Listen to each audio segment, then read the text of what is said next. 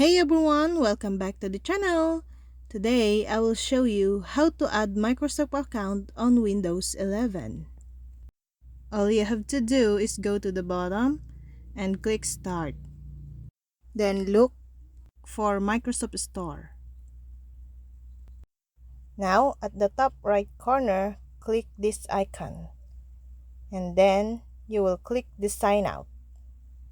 After that, you will create an account. Another option, go back to your home page and click the button, then click Settings. Under the Settings, select Accounts. If you want to add a Microsoft account, enter the email address or phone number associated with your account and press Next.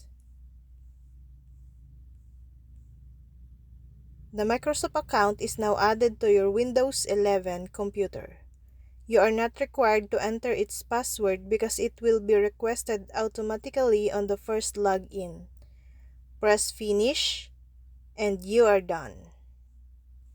You can now use the Microsoft account to log in into Windows 11. That's all. I hope this video helped you guys. For more videos, subscribe to our YouTube channel. Thank you for watching. See you again.